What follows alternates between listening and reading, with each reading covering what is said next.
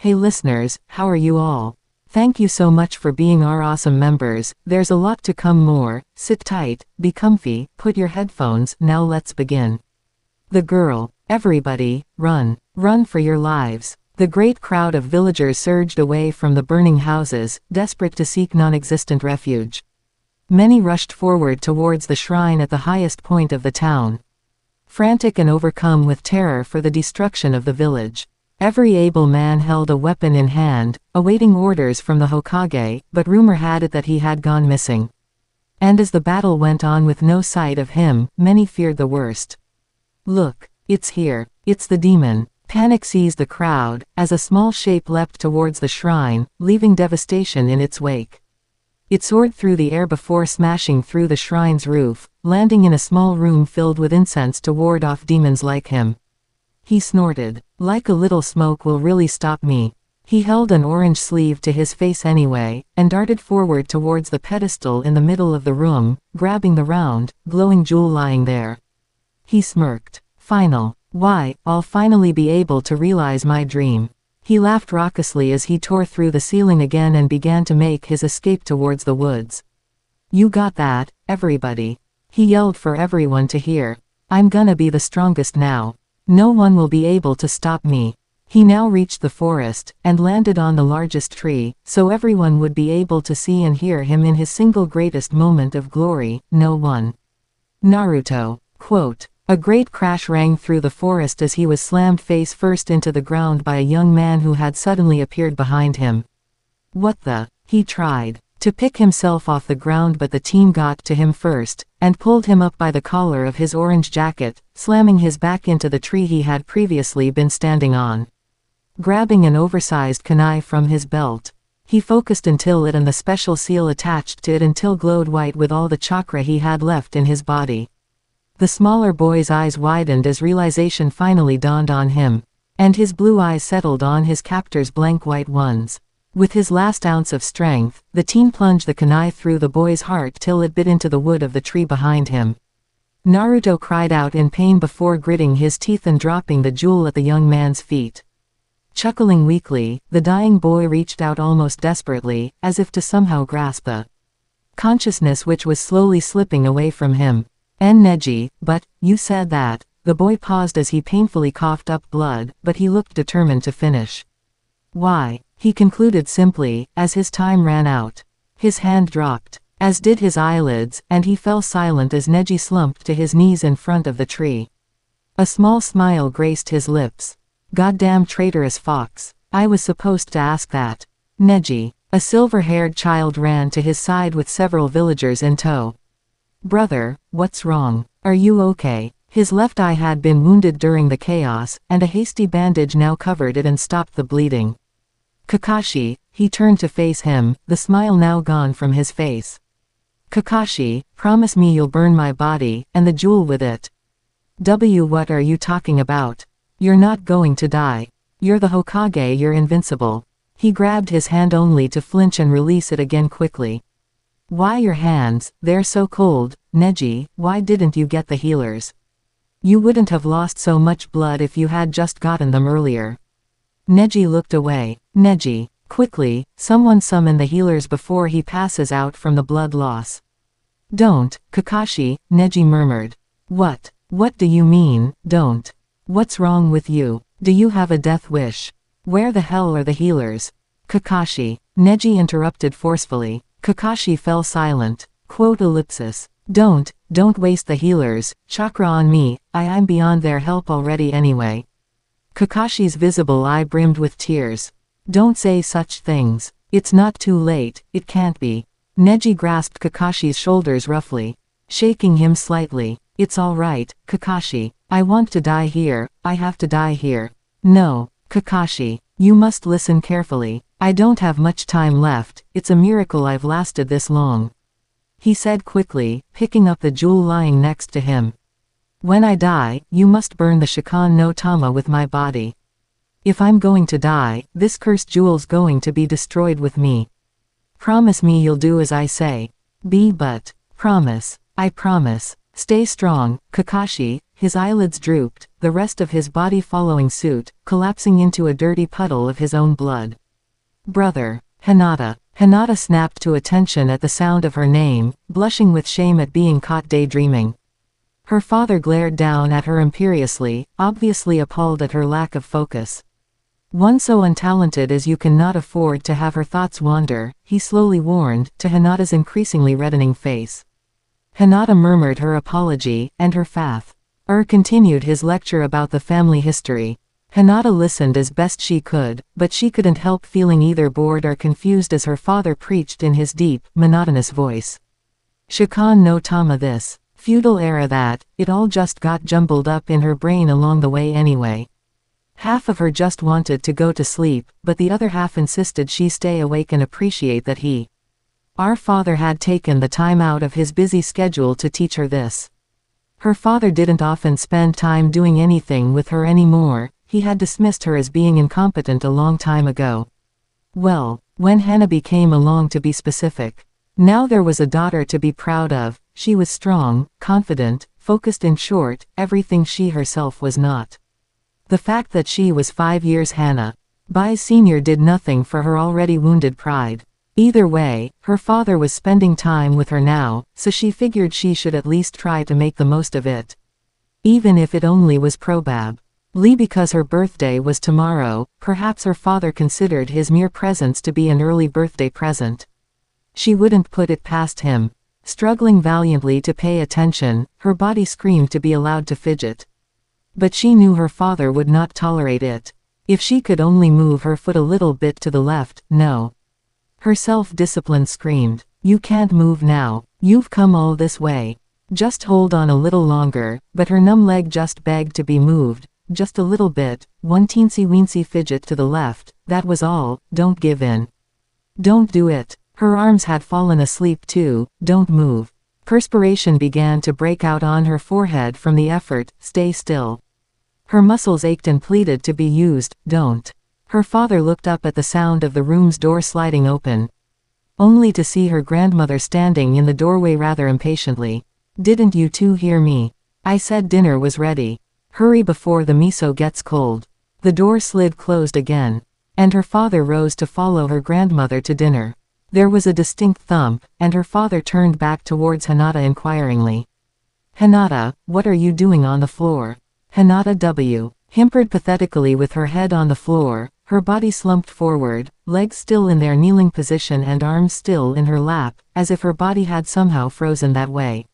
She seemingly painfully waved her hand a little. I'm okay, I'll be there in a second, she called from her uncomfortable position weakly. Her father cocked an eyebrow and left the room. What an odd girl. Dinner had been average. Everyone eating in tense silence as usual, no one dropping hints as to whether or not they were even celebrating her birthday tomorrow.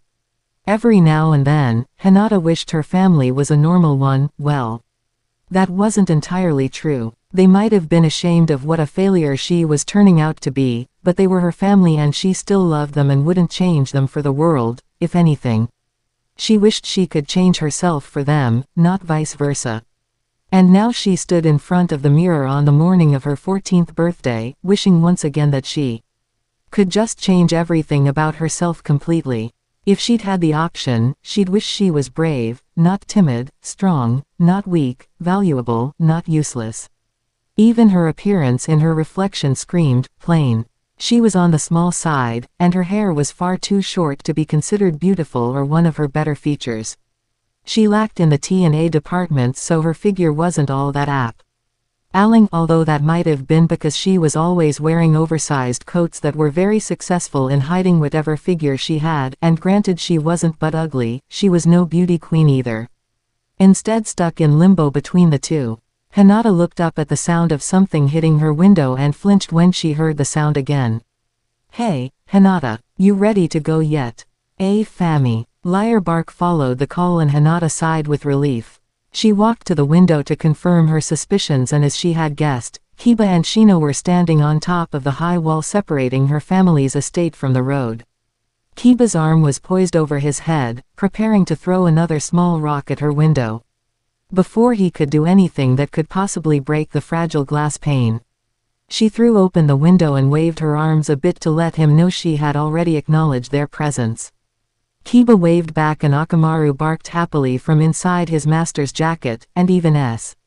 Hino nodded slightly before she closed the window again and hurried to gather her things together before meeting them for training. Before leaving the room, she paused one last time at the full-length mirror opposite her door, gazing almost sadly at the simple girl who stared back at her. She looked away, leaving the room, and closed the door behind her. Kiba and Shino were waiting for her by the old well house near the front gate. Though her father didn't necessarily disapprove of her friend's teammates, the boys got the message to steer clear of the intimidating older man lest they get on his bad side. I'm sorry I took so long," she apologized as she jogged up to them, a little out of breath from her hurry to gather her things in her house. "Ah, don't worry about it," said Kiba with a grin. "Birthday girls are allowed to be a little late." Hinata looked up in surprise. She hadn't thought anybody had remembered, much less Kiba and Shino. How did you know?" she asked, more than just a little taken aback. "We didn't," answered Shino bluntly. Hinata's sweat dropped. "Then why?" "We didn't remember," explained Kiba for his verbally challenged friend, "but your little sister saw us and came up and reminded us. So technically, we didn't know but she did." This new piece of information really startled Hinata. Hanabi of all people had remembered her birthday, and D had even gone out of her way to remind these two as well. Hanabi had never exactly expressed resentment for her older sister, but they certainly didn't share the normal loving bond between most sisters. Hinata frowned sadly. Perhaps little Hanabi had taken pity on her older sister. That's right, now her little sister pitied her. Hinata didn't know how this day could get any worse. Seeing her downcast face, Shino nudged Kiba and gestured at her so he would see it too. Kiba frowned. "Hey, Hinata, what's with the sad face? It's your birthday, you should act happy." Hinata nodded glumly. "Great, no. She had gone and upset Kiba, he probably thought she was annoying." Kiba sighed. There she went again, making herself feel even worse. He'd better get her mind off of whatever she was thinking about. Before she swallowed herself in self-contempt, Hinata snapped out of her thoughts. "Let's go train now, okay?" "Oh, okay." Hinata nodded. "But where's Akamaru?" "Oh, he's just sniffing around in the well house. He said he smelled something funny in there," he replied offhandedly. "He's where?" Hearing Hinata's horror, he turned to her questioningly. "The well house. What's the big deal? The well's sealed anyway." Hinata bit her lip anxiously. "This well house is forbidden. No one's allowed in there, so we could get in a lot of trouble with my father if he found out." Kiba snorted. "Whatever. He probably just told you that when you were a kid so you wouldn't go wandering around and fall in. And like I said, the well's sealed now anyway so you don't have to worry out bugs or whatever it is you're scared of crawling out of it." Shaking his head, Kiba walked towards the entrance. "Come on, we'll just get Akamaru and go, your dad'll never know." With that, he walked in. Hinata and Shino following in tow. "Shino, you look towards the right. I'll take the left. Hinata, you look in the middle by the well." They nodded and proceeded searching obediently. As Hinata descended down the small flight of stairs to the well, she found that what Kiba had said was true. 3/4 the well really was sealed up. Sealed up very thoroughly in fact, with Ofuda charms littering the wood planks nailed to the top. Why sealing a well would require Ofuda charms, she didn't know, but she guessed whoever had put them there had just been overly paranoid or something. She touched one curiously, and was surprised to see it turn to dust in her hand. It must have been very old, if not, very ineffective. There was a bark behind her and she turned around to see Akamaru sitting at the bottom of the steps. His tail wagging happily. "Akamaru." She picked him up and pet him, relieved to have found him so quickly. "Kiba, I've found him." "Really? Good work." Kiba and Shino jumped down the stairs in response to her call. Kiba grinning arrogantly all the while. "See, what did I tell ya? Nothing happened." He laughed loudly, glad to have been right. "Now let's get out of here before we get in trouble with your old man." Hinata nodded and moved forward towards the stairs. Suddenly, Kiba's head shot back around towards the sealed well, nose and ears twitching. What the fuck? The NKS of wood closing off the mouth of the well blew off, and the three brought their arms up to shield their faces from the debris. Transparent, almost ghostly hands reached up out of the well towards them. And Kiba and Shino jumped back in horror. Hinata froze in fear, dropping Akamaru unceremoniously, who ran after Kiba with his tail between his legs. "Hinata!" shouted Shino, as he realized she hadn't moved. The shout seemed to snap her out of her initial shock, and now she stumbled clumsily away from the wraith-like hands. She screamed as one and then another hand grabbed her, pulling her towards the well. "Hinata!" Both boys yelled, this time in vain, both of them too far away to help her.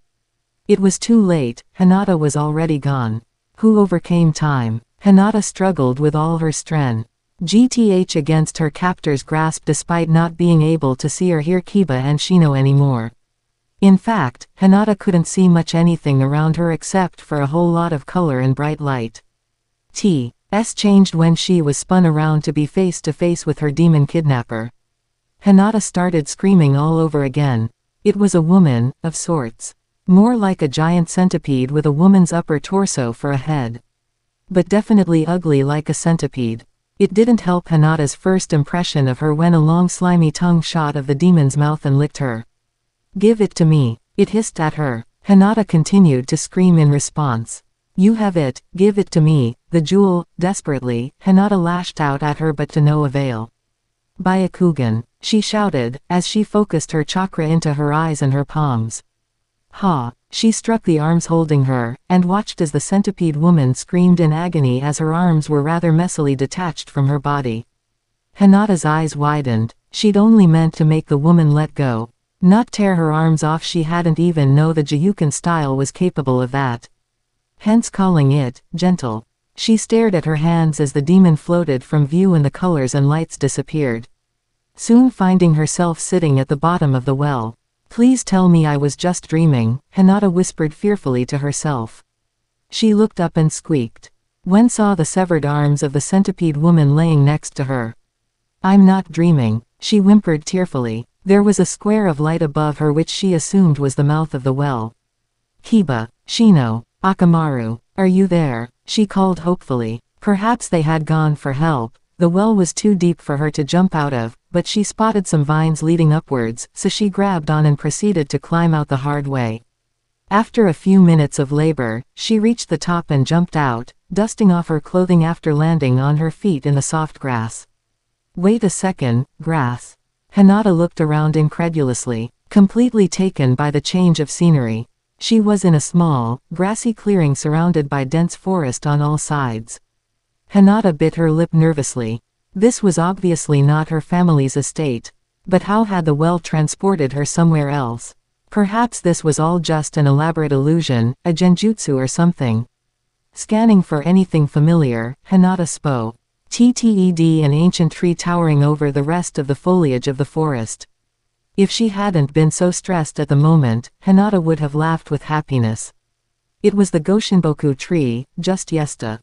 Her father had been preaching about how old it was, so perhaps, what if her location hadn't changed, but the time had? Hinata shook her head to free herself of such thoughts. How ridiculous. Who ever heard of putting a time jutsu on a well? Speaking of the well, Hinata decided to put as much distance as possible between herself and the well, just in case the centipede lady decided to follow her out. Unsure of where else to go, she wandered in the direction of the Goshinboku, admiring the scenery on the way there. It was so calm here, and under different circumstances she was sure she would have loved it here. Finally, she came to the clearing where the Goshinboku was, and just when she thought nothing would surprise her after today's events, here she was standing in awe again. There, half covered by huge vines, was a boy. If she hadn't realized that there was a huge kunai rammed through his heart, she would have thought he was asleep. He looked so peaceful, she was pretty sure. Most people didn't look that good when they died, what with his wild blonde hair blowing in the wind and all. Judging by the roots and vines covering him, he had probably been there for a long time. But for some reason he didn't look as if he had aged or decayed a day over 14. Moving closer, she hesitantly placed a hand on his cheek to check whether or not he was an illusion. Her hand met soft skin, almost to her disappointment. She'd been sure someone must have cast a genjutsu on his face to keep it looking so youthful, but her hands told her he was real. She pinched his cheek a bit, and growing braver, she stuck her fingers in the ends of his mouth and gave a good yank. Excuse me, she asked timidly, while stretching his face in numerous positions, but are you dead or alive? She sighed when she received no response, but she'd expected as much. She was about to turn away when, you there, freeze. And freeze she did, as an arrow was planted a few inches from her head into the tree. Who goes there? And what business do you have in the Kyuubi's forest? Hinata slowly turned around with her hands above her head to find herself completely surrounded. She stuttered. Much too preoccupied with sweating at the sight of their many weapons to bother making up a believable excuse. Not that she was any good at lying anyway. Look at his strange clothes, said one of them, pointing at her. Hinata's sweat dropped. Her clothes were not strange, and what did he mean by his? Just when she had convinced herself she wasn't but ugly too. Wait. You were mistaken, she tried to explain anxiously. They could think her clothes were weird, but she certainly wasn't going to let them get her gender wrong. I'm not a man, I'm a. Did ya hear that? He said he wasn't human. Yelled the same man from earlier. What? Wait, no. Hinata's protests fell on deaf ears. That must mean he's a demon. Yeah, let's kill him. Wait just 1 second. A man with a long scar running over his nose stepped forward towards Hinata and the tree. He apparently held a position of respect, judging by how quickly he had silenced the group of men. He looked her up and down, pausing when he saw her eyes. Hinata didn't really blame him, her eyes usually had that effect on people the first time around. Finally breaking eye contact, he turned back to the men.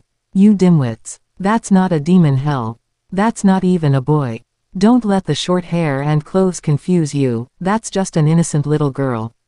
He snorted in disbelief of his own men's stupidity. Well, you guys know the rules. We'll bring her back to the village, careful not to injure her. Especially not this girl, Kakashi-sama will definitely have an interest in her. The men obediently complied, putting down their weapons and preparing to head back home. The man with the large scar turned back to her. Come on down from there, girl. You shouldn't touch him. He gestured at the boy and held a hand out to help her down. She didn't need his hand, but she accepted his help anyway. Thank you for saving me. Hinata bowed low and formally, hoping to avoid offending him for touching the boy. His serious expression disappeared under a bright smile in her direction. That's all right, little lady. My name's Iruka. And you? He asked kindly, as they began to walk on what she assumed to be a path to the village. Hinata, she said shyly. Hinata, a pretty name for a pretty girl. She blushed deeply, but suddenly a horrible thought struck her. He said they were going to the village where he had been sure a man named Kakashi would have an interest in her. Hinata grew even redder as she realized what kind of implications that might hold for her. Iruka saw her steadily reddening face, and blushed a bit himself when he realized just what she had probably been thinking. We're not bringing you to a brothel, he quickly reassured her. Kakashi-sama likes the women, but strictly the women his own age. Hinata let out the breath she hadn't been aware she'd been holding. At least one thing hadn't turned out to be a complete disaster today. So, Hinata-san, might I ask where you're from? Your clothes are clearly not from this region, he asked, looking at her jacket and pants curiously. Looking around, Hinata realized everybody else around her, including Iruka, was wearing casual kimonos. The type worn in the old days by peasants that worked in the fields, and most of them were even barefoot.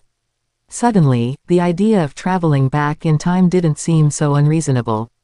I'm from Konohagakure village, she responded simply. Iruka looked suspicious. Konohagakure, you're sure? Yes, I was there at home just a couple of minutes ago, but then I got attacked, fell down a well.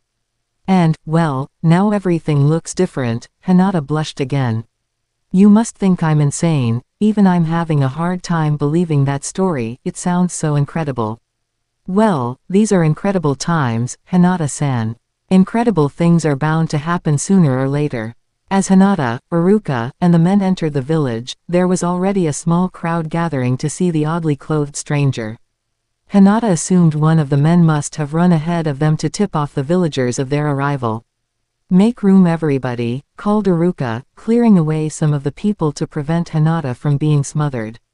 "Where's Kakashi-sama? He said he'd meet you by his hut," replied one of the crowd.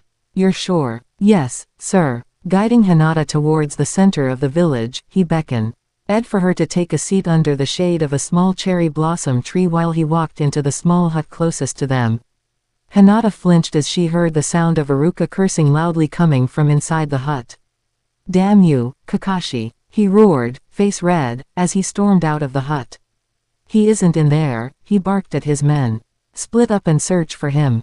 An hour later, Hinata fidgeted nervously as Iruka continued pacing and muttering under his breath.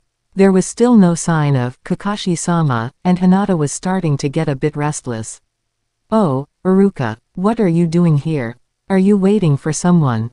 Iruka and Hinata looked up to see a tall, silver-haired man swaggering towards them casually, the small crowd parting to clear a path for him. The pulsing little vein in Iruka's forehead swelled. "I was waiting for you, you half-wit," Iruka bellowed. Hinata's eyes widened. This was Kakashi-sama. He didn't look all that strong or important, but Hinata guessed that might have been because of his very laid-back demeanor. He wasn't wearing anything special either. The only part of his outfit that set him apart from the other villagers was the skin-tight mask over the bottom half of his face. An extension of skin-tight shirt worn under his loose-fitting kimono. That and the fact that he wore an eye patch over his left eye. "Really? Well, why were you waiting here?" Kakashi asked innocently, seemingly impassive to Iruka's shouts. Iruka blustered incoherently for a few seconds, too furious to create a complete sentence. "Why you," he stomped his foot. "You told one of the villagers you'd meet me here at your hut." Kakashi laughed good-naturedly despite the murderous look on Iruka's face. "Oh, that. Really, Iruka, don't you know by now that I'll meet you by my hut, as code for, I'm going to go take a nap down by the river." Iruka had to be held back by a few of his men before he attempted to strangle Kakashi, muttering, I'll kill him, I swear." Under his breath all the while. "Please, Iruka-sama, not in front of the child," pleaded one of the men holding him back, nodding his head towards Hinata, who was looking thoroughly traumatized from her seat under the tree. "Oh, right," he mumbled sheepishly, remembering why he had been waiting for Kakashi in the first place. "Sorry you had to see that," he apologized to her. That's Auri. GHT, judging by the unsurprised faces of the people in the crowd, Hinata had the feeling that this sort of thing happened very often between Iruka and Kakashi. Kakashi seemed to have just noticed her, and as Iruka had said, it was clear that she really did interest him. "Stop staring and come on," snapped Iruka, shooing him into his hut and gesturing for her to follow. There was a sigh of disappointment from the crowd. They were quite obviously upset about not being able to watch Kakashi and Iruka's antics anymore, but soon they began to disperse and go about their usual daily routine.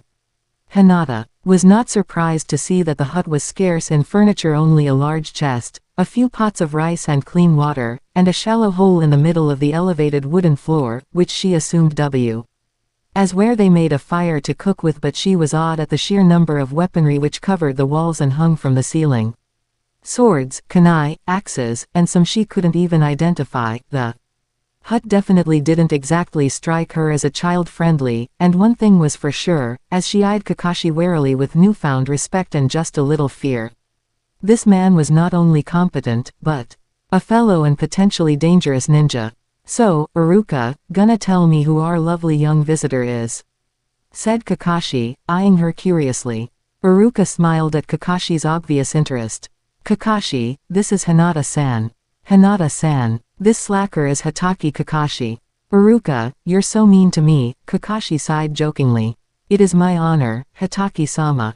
Hinata bowed low and respectfully, making sure her forehead touched the ground in front of her. "Hey, Iruka, how come you don't show respect for me like that?" Iruka's eye twitched. "Because you don't deserve it, lazy," Iruka grunted. Hinata started shyly. The men stopped glaring at each other to give her their full attention. Yes, I was just wondering, just what is your job here in the village, Hitaki-sama? She asked innocently, trying hard not to stare at the weapon so as not to reveal the true nature of her question. Kakashi smiled kindly. Please, Hinata-chan, there's no need to be so formal. I'm just the village leader, the Hokage if you will. The Hokage, Hinata gasped. Kakashi and Iruka's sweat dropped as Hinata began bowing rapidly, a loud thump resounding through the room every time her forehead hit the floor. Hinata-san, please stop. Don't go giving yourself a concussion. Kakashi darted forward and grabbed her by the shoulders to stop her continuous bowing. Iruka, get her some water, quickly.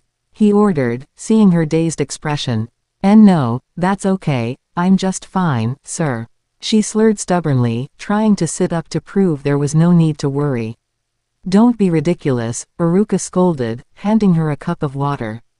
Just take it easy. It's not all that important for you to be so formal to Kakashi. But, how can you talk to him on such an equal level when he has so much more authority than you or I? Hinata stuttered anxiously. Kakashi looked up at Iruka, raising an eyebrow. That's a good question, Iruka's eye twitched again. Now's not the time, Kakashi. Fine, how about you call me something less formal than Hitaki-sama, Hinata-san. Perhaps that would help you feel more comfortable around me.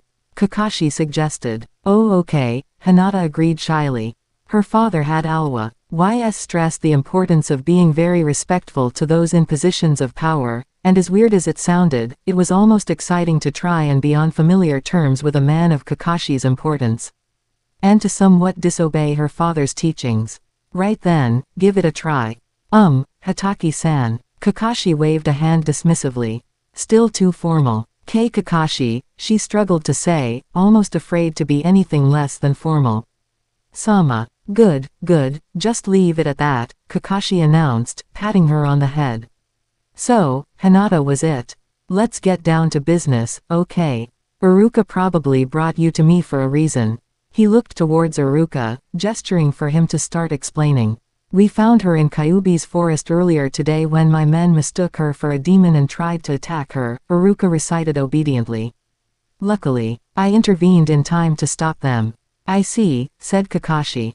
So just what were you doing in Kyuubi's forest, young lady? Just wandering around, really, until she blushed uncertainly. Until I saw the boy who was pinned to the tree. So you've met Naruto, have you? Hinata looked up confusedly. The Kyuubi the boy, Naruto, Kakashi explained. No matter. He's not waking up anytime soon anyway, so there's no need for you to know much about him. He was sealed there by my older brother Neji, and no one can break Neji's jutsus. Kakashi smiled. Well, half-brother. Really we had different fathers. As strange as it sounds, he looked a lot like you when he was your age. Now that I think about it, he was kind of feminine looking, anyway.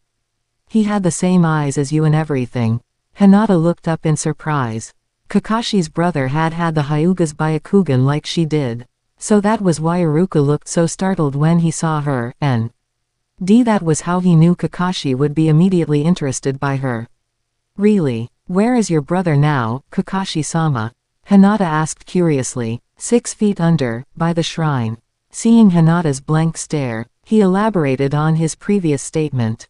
He's dead. Hinata gasped and began bowing again, apologizing profusely for bringing up such a tender subject. Please, don't worry about it. He's been dead for 20 years now. So believe me when I say I've had more than enough time to grieve. When Hinata continued bowing, Iruka finally intervened, placing a strong hand on top of her head to stop her before she could hurt herself. Hinata-san, how about you just tell Kakashi where you're from, alright? Suggested Iruka, with a worried look. The girl was going to give herself a concussio. And before the day was out if she kept that up. Oh, alright, Hinata shook her head quickly to rid herself of her slight dizziness and continued. I come from a village called Konohakagure, she stated simply. Kakashi's visible eye widened. Konohakagure. But, that's the name of our village, he exclaimed, and your clothes obviously do not match the style of our clothes. But that can't be. Hinata insisted. The Konohakagure I come from is much bigger and prosperous than this little village. And my clothes are common in my hometown. Look. Hinata pointed at the leaf-imprinted metal PLA. Tay on the forehead protector tied around her neck. This is the symbol of my village. Hinata bit her lip anxiously, growing very much distressed about her situation. I wear this headband as proof that I am a proud ninja of my village. She did her best to look as proud as she should have felt while Kakashi looked contemplative, and Iruka seemed just as stumped as ever. Hinata, what year is it in your village? Asked Kakashi, interrupting her troubled thoughts. Iruka caught the look in his eye and nodded slowly, beginning to understand just what Kakashi was thinking. It has been 55. 0 years since our first Hokage founded our village. Hinata answered. Why, I think we've found our answer, said Iruka calmly. Hinata-san, I believe you mentioned a well earlier to me. Hinata nodded in affirmation. Yes, that's how I got here in the first place. I was standing near the mouth of an old, sealed well on my family's estate, when a monster from inside it attacked me and dragged me down it. I broke free though, and suddenly found myself at the bottom of the well just on the edge of the forest you found me in. The Bone Eater's Well, Iruka pressed. I don't know what the well is called. It most likely was. That's the only dried up well around here that fits that description. Hinata, Kakashi interjected, I have always suspected there was something strange about the Bone Eater's Well. But never anything quite like this. If what you're saying is true, then you, Hinata, have been transported by means of the well back in time. He ran his hand through his hair impulsively, as if he himself was having a hard time absorbing this information. Hinata was beyond words now. How had her simple life been turned upside down in such a short time? 525 years in the past, to be exact, Kakashi continued. It has been only 25 years since our first Hokage founded this village. Neji was this village's first Hokage. He sighed. Well, that's one mystery solved. Now to answer mystery number 2. Now Hinata was really confused. What did he mean by mystery number 2? There was more. Hinata-chan, what is your family name? Kakashi asked eagerly. Hyuga. My full name is Hyuga Hinata. I knew it, cried Kakashi excitedly, holding up a hand for Iruka to high-five enthusiastically. I'm good. Hinata squirmed uncomfortably, feeling very much left out. I'm afraid I don't understand, she said glumly over the animated shouts from Kakashi and Iruka. Don't worry, Hinata-chan, reassured Kakashi happily, patting her on the back cheerfully. Can I call you that? Good. Hinata's sweat dropped. She hadn't actually had the chance to say yes or no. It's nothing bad. We just reaffirmed our suspicions that you are connected to my brother Neji somehow in this case. You're actually related. Huh? She stared at him blankly. Well, you see, judging by the fact that you two probably would have looked more like siblings than he and I ever did. And the fact that you share the same surname, it is more than likely that you are a descendant of Neji's, Kakashi explained. The only thing is, I don't exactly remember my brother getting attached to very many people, much less women. And he never wandered into the brothels as far I know, so if anything, you're probably a direct descendant of the brother of Neji-me. Kakashi laughed delightedly. Isn't that funny? I bet you never dreamed you'd be able to meet your ancestor. But, why don't I have your surname? Hinata asked hesitantly, not wishing to upset him. That's a good question. Guess I better change my family name now, huh? He laughed again, completely unfazed. Iruka, tell the villagers that starting tomorrow I'm Hyuga Kakashi. I doubt most of the villagers knew. Your surname was Hitaki in the first place, Kakashi, replied Iruka jokingly. Everyone here just knows you as Kakashi-sama anyway. You drive a good argument, Iruka. Which makes it all the more easy for you to change my surname. He turned back to Hinata. Don't worry, Hinata-chan, however long you're with us, I'll be sure to take good care of you. We'll find a way to send you home soon, but for now, we celebrate. He wiped away a tear of mirth. I just found out I'm a father. Well, great you get the point, grandfather, but if it ends with father, it's good enough for me. Hinata's sweat dropped. What strange people, how had her strict family been founded by such a carefree leader? Hinata shrugged the thought away. Hey, she wasn't arguing. She rather liked Kakashi-sama, she decided, and Iruka-san. She would be happy here, for now. And the boy. Kiba continued pacing the length of the well house as he had been for the last 5 hours. There was still no sign of Hinata or the monster that had dragged her down the well, and even Akamaru couldn't catch even the slightest scent of her in the near area. Kiba, you're making me dizzy.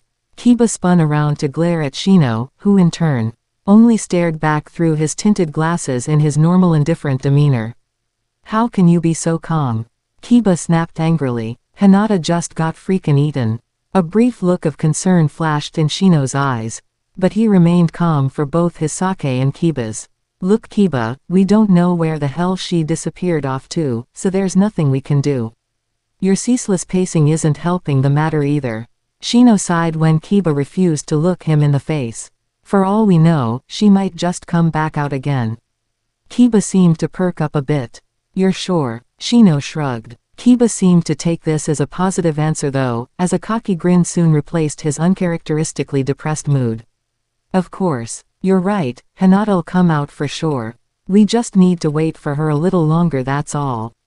He exclaimed confidently. Shino's sweat dropped. It seemed as if dogs like him were easily comforted. Kiba stopped grinning for a moment as a thought occurred to him. And soon his bad mood seemed to be coming over him once more.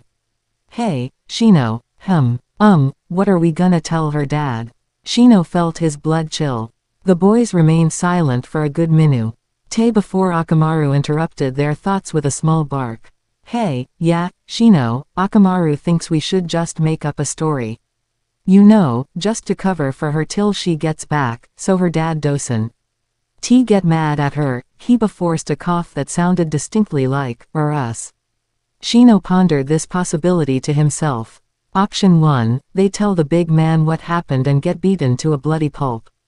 Option 2, they lie for all they're worth and at least get a few days head start before her father inevitably beat them to a bloody pulp. Sounds good. The hours passed, and the sun began to set on the horizon by the time Hinata put down her empty bowl.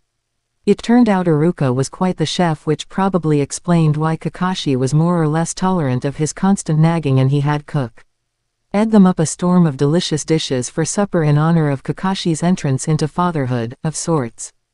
Hinata yawned widely, the face-paced events of the day beginning to take their toll on her body. All she really wanted right now was to go to sleep, but at the same time she didn't. What if she were to wake up and find it had all been a wonderful dream? She didn't think she could bear it if Kakashi, Iruka, and even the Naruto boy pinned to the tree were just figments of her imagination. Seeing her obvious exhaustion, Iruka elbowed Kakashi and gestured to her. Kakashi got the point, and went to grab a futon from the corner of the room. Hinata-chan, he called, snapping her out of her sleep-filled thoughts, would you like to sleep here in my hut tonight? We can figure out a way to get you back home in the morning after you've gotten some rest. Hinata was about to agree wholeheartedly before she noticed he was only laying out one futon. But, if you only have one futon, where will you sleep? She asked shyly. He had already treated her so kindly and given her a wonderful meal, she couldn't just go and steal his bed now too. Kakashi laughed at her concern. No need to worry. I have another in my chest over there, I just didn't get it out because I'm not ready to retire just yet, he assured her. Oh, okay then, she accepted the futon shyly, placing her neatly folded jacket and open-toed boots to the side. And quickly fell asleep without a second thought, curled up tightly in a little ball under Kakashi's sheets. Kakashi exited the hut and took a seat under the cherry tree next to Iruka. Funny that she should arrive today, of all days, started Iruka. Exactly on the day of the 25th anniversary. Kakashi only grunted in response, already seemingly in deep thought. Iruka decided it was safe to continue. It makes you wonder why she came here of all people. I don't think just anyone could have fallen down that well and ended up in this time. And why this time? Do you think fate doesn't exist, Iruka? Kakashi cut in. Iruka smiled to himself. I suppose not. We control our own futures, and maybe that's why she's here. Such an insecure girl. Like that she needs to learn she can control her future as well. Uruka, did you notice something off about her earlier? Uruka looked up, surprised at the sudden change of topic, before a look of realization fluttered across his face. I'm guessing you're referring to when she got overly embarrassed or worked up about something. Kakashi nodded. In that case, of course I noticed. How couldn't I? It was exactly like his. But how? Kakashi frowned in obvious confusion. It made sense with Naruto, but for her chakra to be that way. It's not possible unless she's not telling us something. Uruka shook his head in disagreement. I don't think she knows. Hinata-san doesn't seem like the kind of person that can keep a secret very well. Besides, did you notice how separated it felt from her normal chakra? She hasn't been able to tap into that other power yet, probably because she hasn't been trained to. The people of her time must not realize the other power is there as well, and so they haven't taught her to use it. Uruka paused to think. It must make chakra manipulation difficult for her. Her low self-esteem, her lack of any confidence, it all adds up to that. Kakashi remained silent. It must have been hard for her, in her own world that is, Uruka continued. Did you notice how well-mannered she was? The Hyugas have probably become a powerful clan in her time. Imagine, growing up in such a high-ranking clan, but having trouble doing something everyone else around you has an easy time with. Kakashi continued staring at the dirt at his feet. She acts like a beaten dog, he said sadly. Uruka silently agreed. People could be so cruel sometimes, and the partially living testament to that was pinned to a certain tree in the forest. Such a sweet girl forced to live, though that, it makes you kinda wish you could keep her. Kakashi looked up, determination in his visible eye. No, she has to go eventually. Uruka looked disappointed at this, but that doesn't mean she can't come back. Uruka looked up again, hope returning to his face. Really? Kakashi smiled. If she could make it here in the first place, she can probably do it again. Maybe not permanently. We won't force her to abandon her family, but something tells me that we could do a much better job harnessing Hinata's potential than the people of her time can. You can never have enough family. Even if one is in a different time period. Besides, I was starting to get used to the idea of having a great you get the point daughter. Like I said earlier, if it ends with daughter, it's good enough for me. Uruka chuckled a bit to himself, clearly amused at the situation. They had only met this girl a couple hours ago, but she had already managed to work her way into both of their hearts. Letting her go was just out of the question. The peaceful silence around them was suddenly shattered by a ear-piercing scream. Kakashi and Uruka immediately leapt to their feet, looking in the direction of the many shouts and crashes which followed the first. A huge centipede demon was attacking the village, and the two men jumped back as a headless horse was thrown in their direction by the demon. Give it to me, it snarled, as it grabbed a random man from the panicking group of villagers running away from it. It bit the man's arm off with gusto, throwing the man aside. Its bloodlust evidently not yet satisfied. The jewel, it's here. I can smell it. It let out a roar of frustration, snatching out at the villagers once again. Give it to me. The Shakan will be mine. The Shakan no Tama. Kakashi's visible eye widened, and he met Uruka's gaze with an identical look of shock and confusion. Kakashi spun around to look at his hut, his mind racing. That second source of power within her, it couldn't be. Hinata awoke with a start at the sound of the screams outside the hut. Jumping to her feet, she hurried outside without her coat and boots, too worried to care. Akashi and Uruka were standing directly in front of her by the cherry blossom tree, staring at the hut in what looked like bewilderment. She looked left and right, confused as to what was wrong. Kakashi-sama, Uruka-san, what's wrong? Hinata took a few steps towards them, but Kakashi threw up his arms in a stopping motion. No, wait, don't, stay inside, he yelled to her, but it was too late. Hinata turned at the sound of another shout, and she involuntarily screamed when she caught sight of the centipede demon from earlier. The centipede in turn, circled around towards her, immediately recognizing her from the well. You have it, the Shakan no Tama. It charged at her, and she froze, her body refusing to obey her panicked thoughts. Give it to me. The centipede was sent sprawling. to the side as it received a powerful blow to the head from Kakashi, and Hinata suddenly found herself on the roof of a nearby building, Iruka holding her close. "Iruka!" Kakashi shouted as he assaulted the demon with another devastating kick. It hit a close-by building with a huge crash, the building's foundation collapsing on impact. The demon itself looked unharmed, though it seemed it would take more than a little effort to defeat this monster. "Get her out of here quickly!" Kakashi yelled them over the din. Hinata's eyes widened. So the monster really was just after her. Why, she didn't know.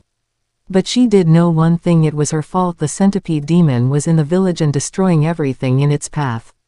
She knew she couldn't let this continue. She had to lead the demon out of the village somehow.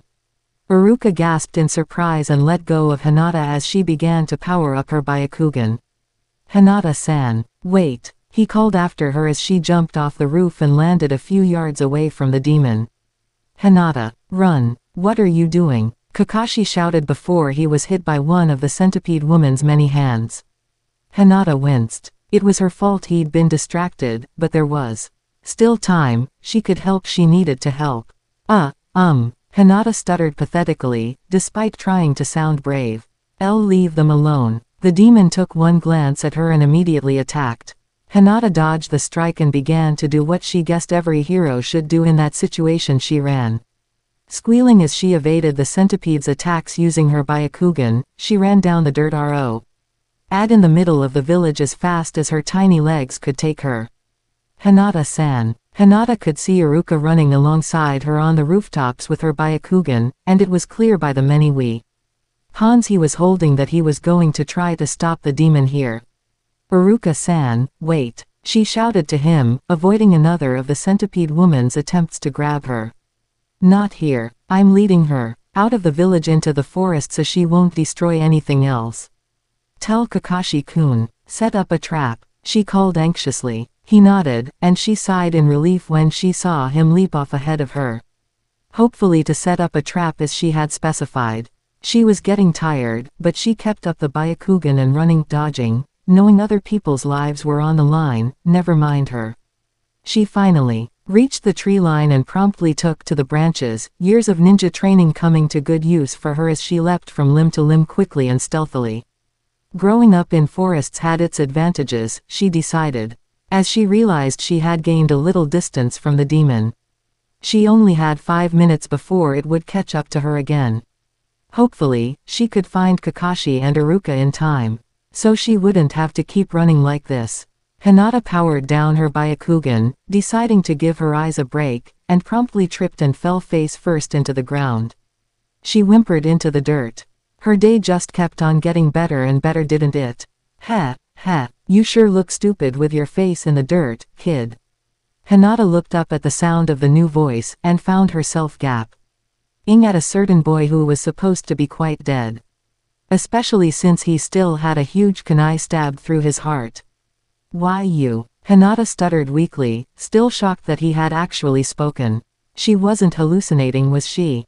How could he be awake? That kunai in him was no toothpick. The boy cut her off before she could finish her sentence. "Neji," he yelled in obvious shock as well. He looked confused. "When did you cut your hair?" He glanced at her full body as she stood and began to approach him cautiously. His blue eyes widened in horror. "Better question, when the hell did you grow tits?" Hinata's face vaulted into the ground. He could clearly see her more feminine attributes, and he still thought she was this man named Neji. Could he really be that dense? Apparently, he was. He grimaced in disgust. "I knew it. I knew you were always weird, but this is pushing it, man." He blanched. "Oh God. And I used to take baths with you. What if you were checking me out? And little Kakashi, that's just wrong." He let out another anguished howl. "I had respect for you. If you think you can stab me and then walk off and grow some boobs to avoid our fight, you're sadly mistaken. As soon as I get down from here." His face squinted in concentration, as if he was struggling to get free, but the rest of his body didn't move. He blinked, still confused. "Hey, why does my face hurt?" He pushed his tongue around his mouth to massage his cheeks. He looked at her suspiciously. "You don't have anything to do with that, do you?" He growled at her through grinding teeth. Hinata blanched. remembering how she had pulled on his cheeks to see if he was real or not. No. She lied hastily, realizing he wouldn't be too happy if he found out she had. He snorted to himself. You better not have, pervert. Hinata was about ready to drop dead in embarrassment. First he thought she was a guy, now he thought she was a pervert. She could not allow this disillusionment to continue. Excuse me. She started shyly, moving closer. You were mistaken. I am not Neji. My name's Hinata. Naruto squinted at her. Huh. I said my name's Hinata. Hinata, she repeated. What are you talking about? Of course you're Neji. Stop trying to pull cheap tricks to get out of our fight. Hinata's sweat dropped. This guy was just too much. No, I'm not. For one, Neji was a man. I am female. She gestured at her chest. I don't think Neji-sama had any of these. Naruto proceeded to scrutinize her chest as if to check if they were real, much to her further embarrassment. Are you done? She asked shyly. Her face as red as a fire hydrant. He looked up at her face, his sharp blue eyes piercing her blank ones as if searching for one final piece of evidence. At long last, he looked away, seemingly a little bit disappointed. The boobs are pretty convincing. Hinata thought her head would explode from all the blood rushing to it. So I guess you really aren't Neji, for now. Hinata's sweat dropped again. So did he think she would just suddenly turn into Neji at any given moment? These thoughts left her though, as a large roar interrupted both of their trains of thought. They both looked up to see the centipede demon crashing into small clearing surrounding the Goshinboku tree Naruto was pinned to. Hinata yelped in surprise when suddenly hundreds of kunai and shuriken flew out of the trees in the surrounding area towards the demon. Most of them hit home, and the demon shrieked in pain. No, the jewel. I must have the Shakan first. Naruto's eyes widened in shock and he turned to glare at Hinata. You have the jewel. Hinata only blinked in confusion. What jewel were these guys talking about? Apparently, Naruto seemed convinced she had it now. Give it to me, he ordered her harshly. Give me that goddamn jewel or I swear, girl or not, I'll kick your ass to hell and back. What? Hinata was cut off as the wounded demon charged at her despite its numerous injuries. Hinata, she thought she heard Kakashi shout as the demon tossed her into the air easily and sunk its teeth into her left hip. She opened her mouth to scream but no sound came out. Instead she stared as the blood began to pour out of the gash on her side. For a moment, all the sound around her seemed muffled, and her fall to the ground appeared to her to grow slower. She watched in slow motion as a round, glowing jewel emerged from her wound and fell with her onto the grass in a puddle of her own blood. She gasped with pain on impact. The wound on her hip was shallow but not to cause her a whole lot of discomfort. Seeing the demon heading in her direction again, she instinctively grabbed the jewel before she was slammed forwards into the Goshinboku tree. She was surprised to feel the blow cushioned by a body, and she looked up at Naruto who looked none too happy about her smashing directly into him. Move your elbow, he gasped, as she quickly lifted her arm, finding herself quite embarrassed again for elbowing him straight in the family jewels.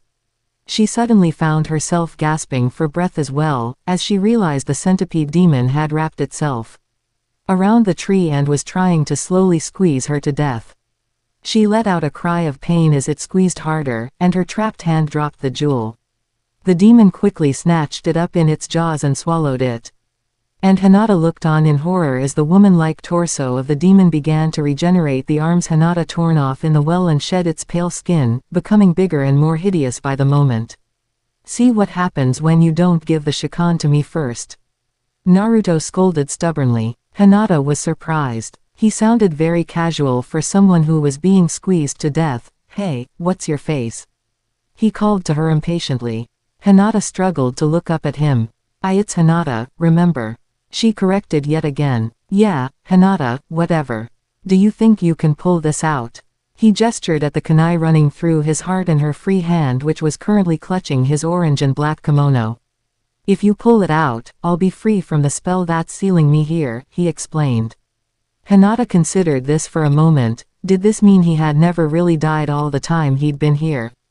Hinata, don't. Hinata activated her Byakugan and used it to see Kakashi and Iruka and his men still throwing spears and daggers at the transforming torso of the centipede. You must not release him. Kakashi jumped back and cursed as he dodged an attack from the demon. Is right, it might be too late, maybe she should release him, but just in case, Kakashi slid up the eye patch over his left eye and reached into his kimono for his rosary beads, feeling prepared for the worst. Naruto snorted. At the rate these guys are going, you'll die before they kill it.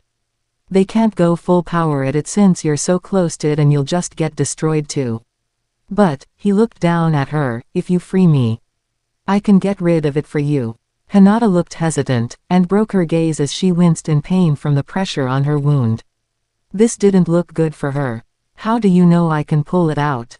I thought this was supposed to be a powerful seal, Hinata questioned, looking very much torn.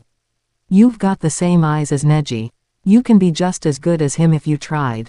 Hinata looked away. Someone should tell that to her father. If she freed him, then what? He'd destroy the demon and for all she knew, would try to destroy her too. If she didn't free him, she'd and the Kakashi and Iruka would have no reason to hold back anymore. They could destroy the demon and everyone would be safe. Of course, the second option held more promise for everyone else and was definitely more logical in her opinion. But something inside her couldn't bear the thought of this boy having to remain here any longer. What if he never got a chance like this ever again? Would he just fall asleep like before? For forever? But he was so young, even he deserved to live his life to the fullest. To cut his life short like this was just cruel, and she knew she wouldn't be able to bear that responsibility. And I have that right to live as well, something whispered to her in her mind. Determination flashed in her eyes, and she met Naruto's gaze unflinchingly. I don't want to die, she told him simply. And it would be unfair to force that same fate upon you. He nodded in understanding. Reaching up, she grabbed the handle of the kunai with her free right hand as Kakashi, Iruka, and the villagers could only watch. Hinata clenched her teeth, focusing all the chakra she had into that hand and into the kunai, to try to break the seal from the inside out. And slowly, she began to pull. Naruto felt his body seize up as the kunai was drawn from the tree, and he gasped in pain. Hinata continued though, which he was glad for, since he wanted this done as quickly as possible. She gave one last powerful heave. And in a bright flash, the kunai crumbled into dust in her fist. Everything in the surrounding area was covered in a smothering veil of silence as all heads turned to the small pulsing figure being squeezed into the tree. Hinata stared at the boy in awe. Such chakra. The quiet was broken by the loud laugh of Naruto as he flexed his arms, reveling in the ability to move again. All right. He flexed all of his muscles this time, and Hinata yelped as she found herself thrown away from him, landing next to large clumps of the centipede's body. Even without her Byakugan activated, Hinata could see the boy was literally glowing with a surplus of chakra, whirling around him in the air as if he was on fire.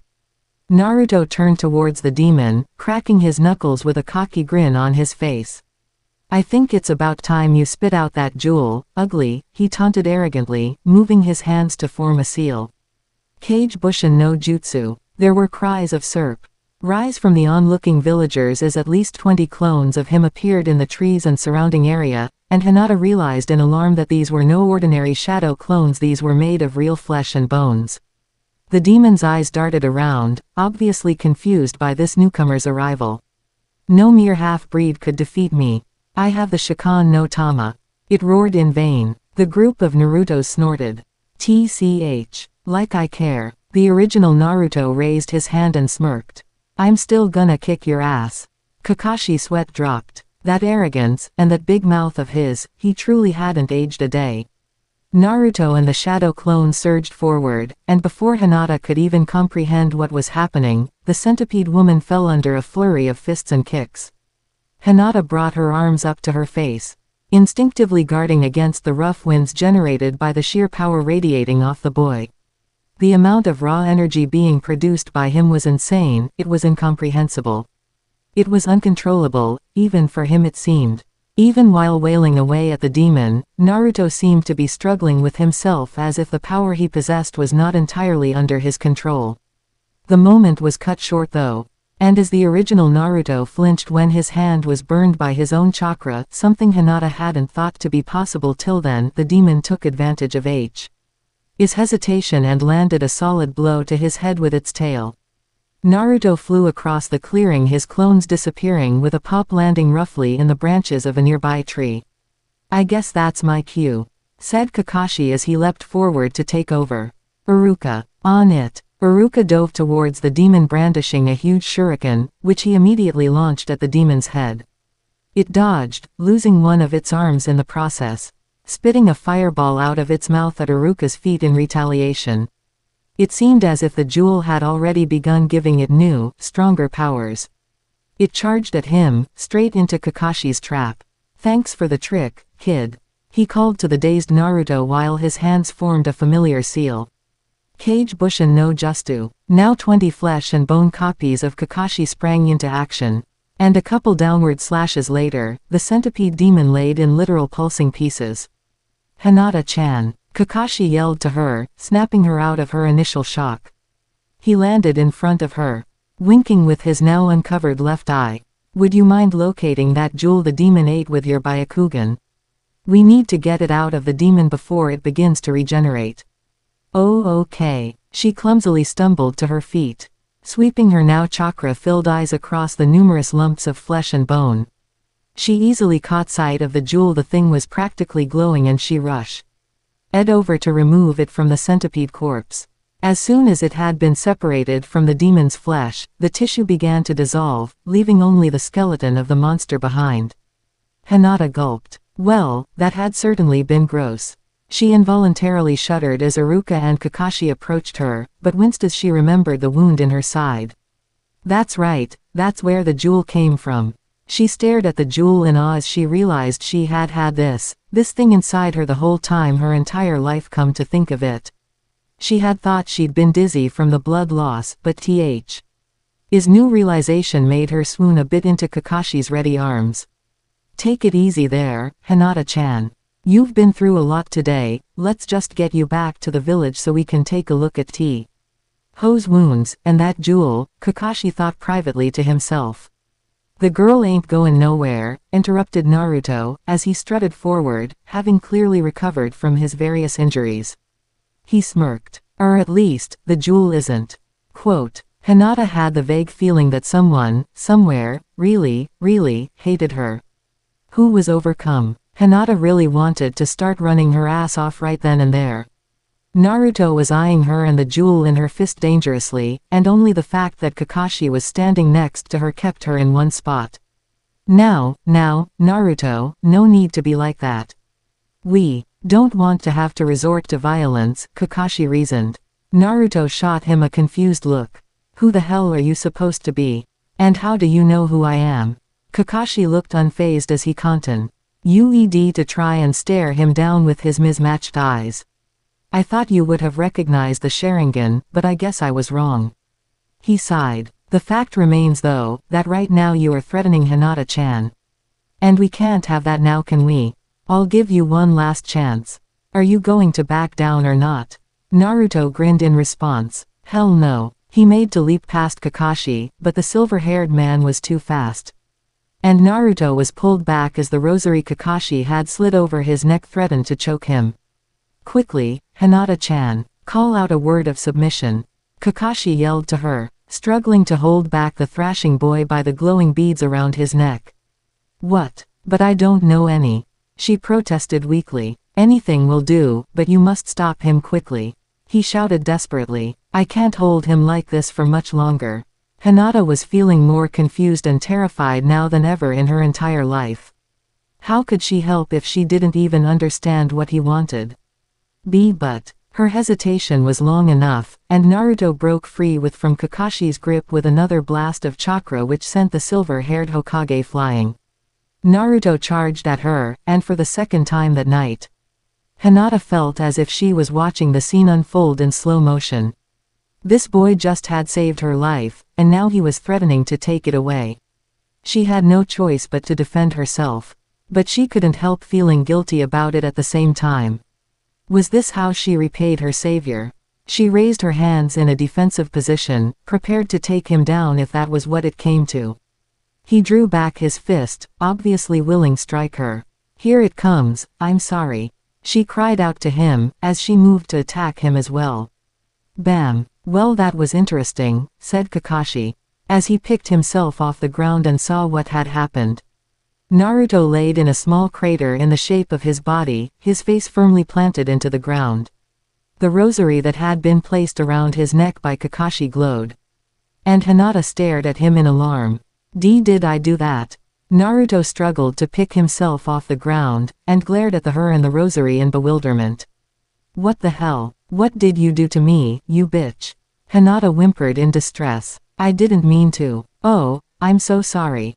Naruto's face hit the ground again and the crater he had created got a little deeper. "No. I'm sorry.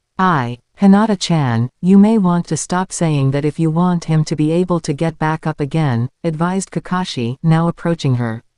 Hinata let out another distraught whimper. "Stop saying what? I'm sorry. Why are you sorry?" Hinata winced as she saw Naruto slam deeper into the dirt. "You bitch. Stop doing that. Sorry." Bam. "Ow. Kakashi see me." To be the only one who found the situation quite amusing, and he chuckled to himself at the blonde's expense. "What the hell's so funny?" Naruto roared as he finally dragged himself out of his little crater. He tugged at the rosary beads around his neck, but they began to glow again and refused to be lifted over his head. "I'm afraid only I can remove those, Naruto," Kakashi advised as Naruto continued to pull at them stubbornly. "Then take them off." Kakashi shot him a dry glance.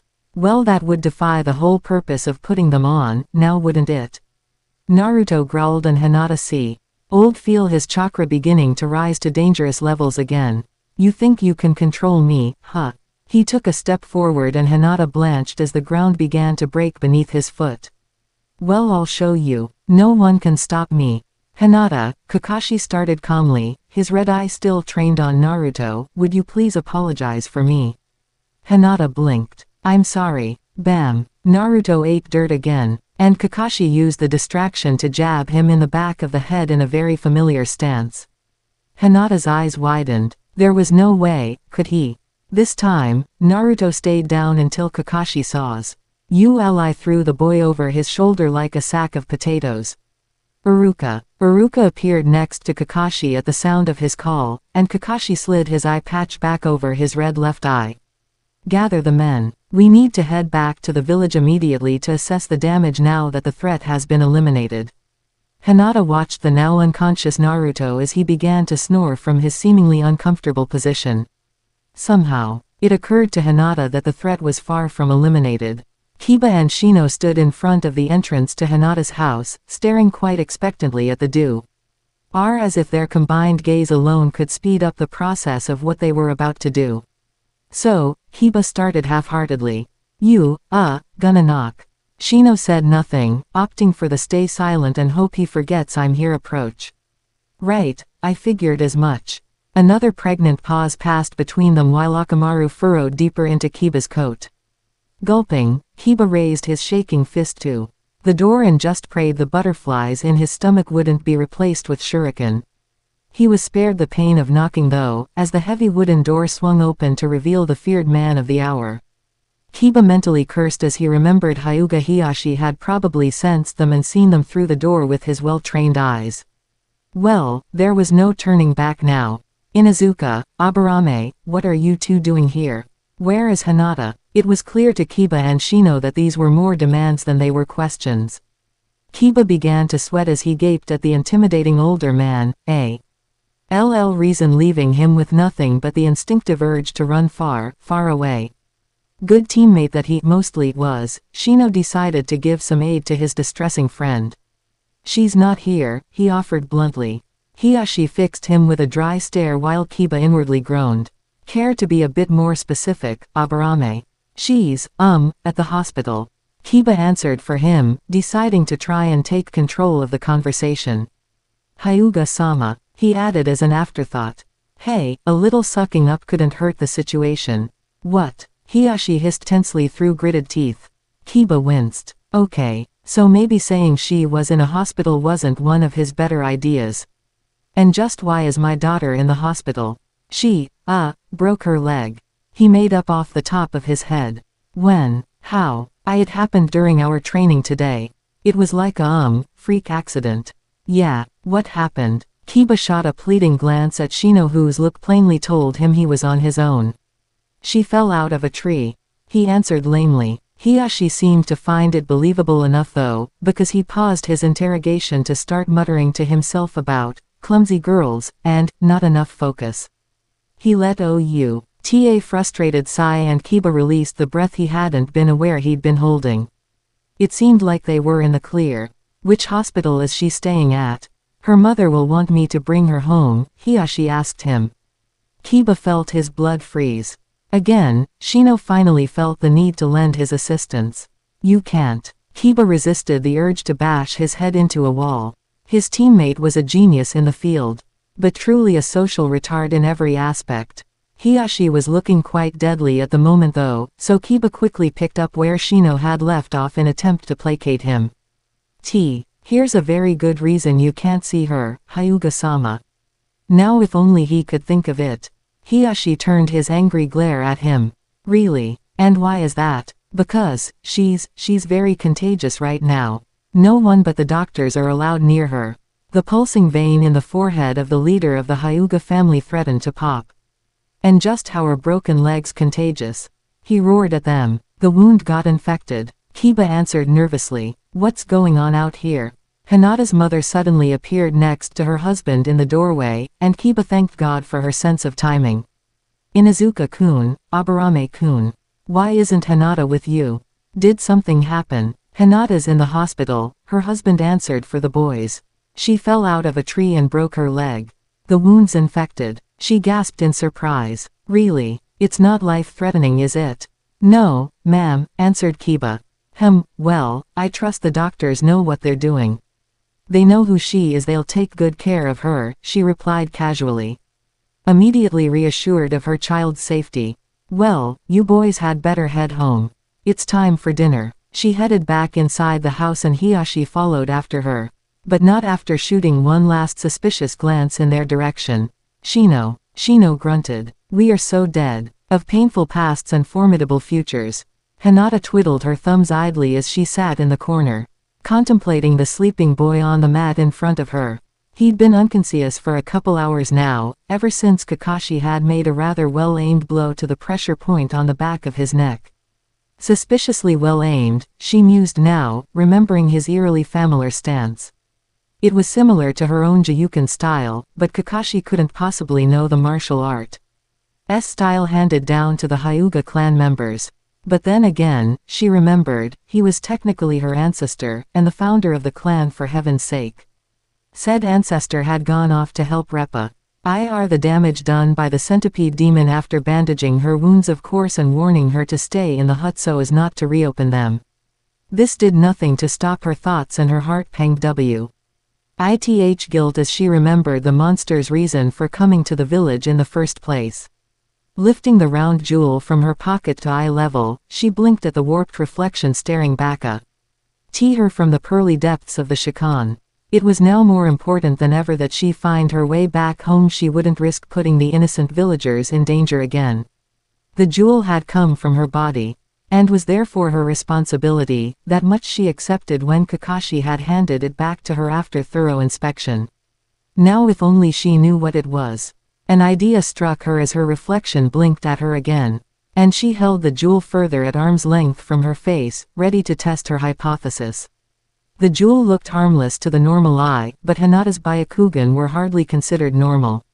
Plus, the jewel's ability to increase the centipede demon's abilities had sharpened her curiosity, and she was confident her eyes might uncover some of the mystery. Byakugan. The chakra pathways near her eyes filled to their maximum capacity this time as she activated her blood limit, her white eyes focusing on the unremarkable jewel in her palm. Dropping the jewel in, shock and withdrawing her hand as if it had been burned, she stared at the bauble with something akin to fear. The jewel practically radiated eerie, incredible chakra, comparable to the amounts the boy had emitted before. But this chakra was slightly different. While the boy's had seemed wild and out of control, this chakra was so pure it was blinding, but so highly concentrated into its small shape it seemed ready to explode. Unable to handle the intensity of its light any longer, she released her Byakugan and stared warily at the jewel before carefully placing it in her pocket again for safekeeping. Now she definitely had to be more cautious with it. It would have been a disaster had a more powerful demon found the jewel first. Naruto emitted a particularly loud snore, then interrupting her thoughts as he flung off his blankets and assumed a new position on his back. Ever caring, she moved to fix his blanket, bending down next to him and reaching over his slumbering form to thoroughly tuck him in. Whack! Ah! She cried in surprise and pain, as he spastically rolled over again and smacked her in the face with a careless hand. She fell forward onto him and he in turn sat up, throwing her off into his lap. He blinked at her blearily for a few moments before the situation sunk in, and he immediately proceeded to do what he did best, yell. "Ah, you pervert," he shouted, throwing her off and letting her sprawl in a dazed heap on the ground. "Trying to molest me in my sleep, huh? Well, guess what, mister, I'm on to you." Hinata blushed furiously at his accusations. "Hooray, a pervert. I'm so sorry, Bam. She yelped as he fell face first into the ground at the sound of her apology and slapped her hands over her mouth as she realized her mistake. "Oh no, don't say it," he screamed at her, painfully dragging himself upright again, waving his arms frantically in surrender. "You fool, you Neji wannabe, you don't even have half the brains he had, and you are claiming to be him and slamming me into the floor like you're all that." But, Hinata protested weakly, "I never claimed to be Neji. It was you who assumed that." "Shut up. Who asked you, little miss know-it-all?" He snorted and glared at her through his narrowed eyelids, giving her a good one-over before resuming his rant. "Hey, well, with a body like that, you can't blame me for thinking you were a guy. You're all puny and skinny with no curves." He mimed an hourglass shape in the air in front of him. "Girls should be like this." There was a loud pop as he disappeared in a cloud of smoke and reappeared before her as a pretty, scantily clad female, with a rather well-endowed bit of cleavage. Hinata stared on in pure shock, fearful of a potential nosebleed as he continued his lecture. "You're supposed to have boobs like this, see?" he said, pointing at his hefty amount of cleavage. "That's what guys really look for." Finally noticing her slack jaw, he released he jutsu and scratched the back of his head boredly, as if her lack of response so far had disappointed him. "Ah, you're no fun," he muttered, scuffing a foot on the ground. "I guess that only works well on guys after all." Neji used to get nosebleeds all over the place. Hinata finally managed to close her mouth as another angry blush stained her cheeks, and she focused solely on the ground in front of her. Too embarrassed to look him in the eye. "Yeah," Naruto continued, "Neji was way cooler than you, even if he was a dirty cheating bastard in the end." He snorted and spared her another passing glance. "Hey, no need to worry about you attacking me though, you're way too weak to do me any harm," he stated arrogantly, ignoring the fact that a simple apology from her lips would have him flat on the ground. Hinata seemed to forget this too as her head and posture fell lower, sagging with shame and self-disappointment. "Why yes, I suppose you're right. Of course I'm right. I always am. Not like that, stupid." Naruto blinked as he seemed to remember something very important. "Oh yeah, hey, where is Neji anyway?" Hinata's head shot up in confusion, as the blonde scratched his chin in deep thought. "Come to think of it, I don't remember seeing him since I got attacked. Hey, he didn't skip town on me, did he? Probably figured I'd get off of the tree eventually and come and kick his ass, so he hightailed it out of here." Anyo. Hinata started, only to be shushed by Naruto. "Quiet, I'm trying to think." He resumed his thinking position. "He couldn't have gotten too far, I was probably only out for a couple of days or so, maybe weeks, some months max." Hinata's heart fell as she realized the implications of what he was saying. He had no idea what had happened, no idea that his entire life, his entire world was gone. "Well, doesn't that sound familiar, Hinata?" "Anyo. And Naruto-kun. What? You don't know where Neji is, do you?" he snapped, finally facing her. Actually, Naruto-kun. Neji-sama is, no longer with us, she said ominously, awaiting the reaction that might follow. Needless to say, Naruto's reaction was not what she was expecting. That bastard. Coward. How dare he run away? He shouted angrily as Hinata's sweat dropped. Stupid no-good traitor. It doesn't matter, I'll still hunt him down, and when I catch up I'm really gonna pound him. He flexed his fist before pointing an accusing finger in her direction. Hey, weirdo, do you know where he went? Hinata's face vaulted. She'd gone from Neji, to pervert, to weirdo in only a couple of short hours. That's Hinata. Yeah, hi Neji or whatever. Where'd he go? Hinata bit her lip nervously. She didn't like being the bearer of bad news, but she couldn't just keep the truth from him like that. It was his furrier rival, so he needed to know. Naruto-kun, you misunderstood. I meant that Neji-sama has already passed on. He's dead. It has been more than 20 years since you were pinned to the tree. And Neji-sama died the day you first fell under the spell. There was a moment of awkward silence as neither of them could find the words to say anything meaningful. And Naruto stared at her in shock. No, he murmured. No. He turned on her, leaping forward as he held the front of her shirt in his fists, her face mere inches from his. Unable to support the sudden weight, Hinata fell backwards and he pinned her to the ground, hands still clutching her shirt like some sort of lifeline. You're lying. He shook her fiercely, eyes blazing with some unnamed emotion. You're lying, aren't you? Think this is funny, huh? Gonna get a good laugh out of this later. Hinata let out a small yelp as he shook her again and the back of her head painfully connected with the floor. No, she tearfully protested, automatically bringing an arm to guard her face as he removed one hand from her shirt. She opened her eyes again only when she felt him getting off of her, backing away slowly while staring at her with large, horrified eyes.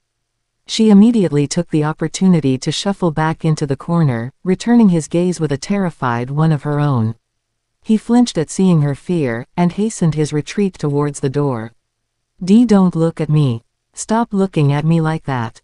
He shouted desperately, feet tripping over themselves as he clumsily tried to escape her stare.